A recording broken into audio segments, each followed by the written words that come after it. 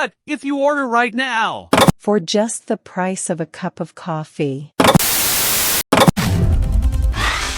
This is a BS News Update. Social issues, politics, made up shit. We do the thinking so you don't have to. BS News Insight. This week's topics are religion and preparing for school in 2023. BS News is on the air.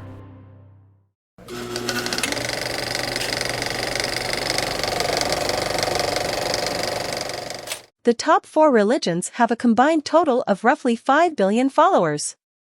However, around 6.3 billion people have smartphones, making it the largest religion by far.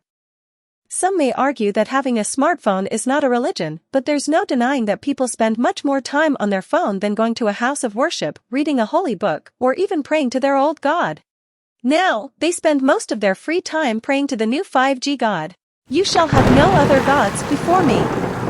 Then why does the phone come before the spouses and the children of these converted smartphone Christians? Don't forget to say your prayers. I feel bad for Jesus. His birthday was hijacked by Coca-Cola years ago. Maybe he needs to update his image and show some old photos. I'll bet the nativity scene would get a lot of likes. What about the Last Supper photograph? Will he have to take a duck-faced crucifixion selfie one day? How can he compete with a selfie from Santa? Maybe the Doubting Thomas pic. Of course.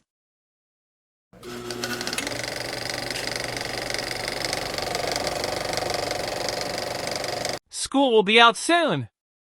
But then comes the time to start looking forward to the fall and kids going back to school. Are they ready? Tommy has a new backpack. Now he needs something to go in it. There are always bargains at the local gun shop or shooting range or even online. Are you one of those parents upset and worried that prayer isn't allowed in school? Relax. You support the Second Amendment and want politicians who make it easier for anyone to get a gun.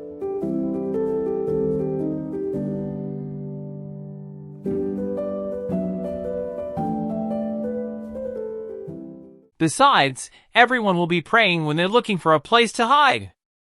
Yes, the familiar ring of the school bell and the shots ringing out in the hallway.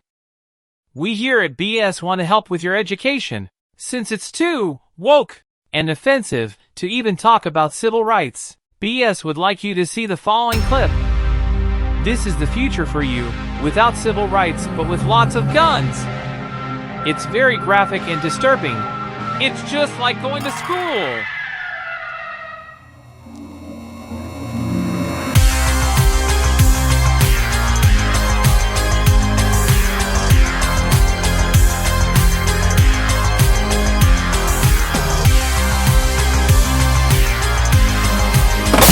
But wait, there's more!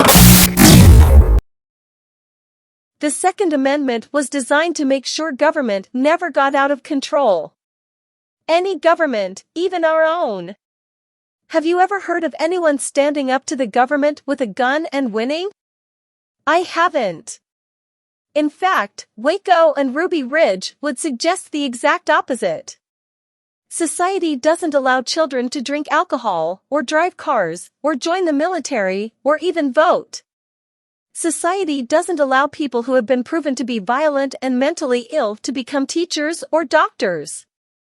But children, violent people, and lunatics can own guns.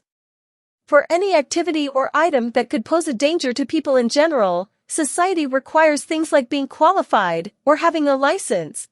Everything except where guns are involved. So when society thinks it's protecting children by banning books, or by passing anti-woke laws, or by bringing back prayer in schools and posting the 10 Commandments, they should probably consider something. It's worth remembering this. No book ever killed 58 people and injured 867 others at a concert in Las Vegas. No classroom discussion of civil rights ever killed 32 people and injured 23 at a college campus. No amount of prayer or posting of the 10 Commandments ever saved 26 people from being killed and 22 others from being injured in a church in Texas. And no gun ever kept the government from stepping all over your right to life, liberty, and the pursuit of happiness. 1.5 million people have been killed by guns since 1970. Only 1.4 million people have been killed in all the wars since America gained its independence.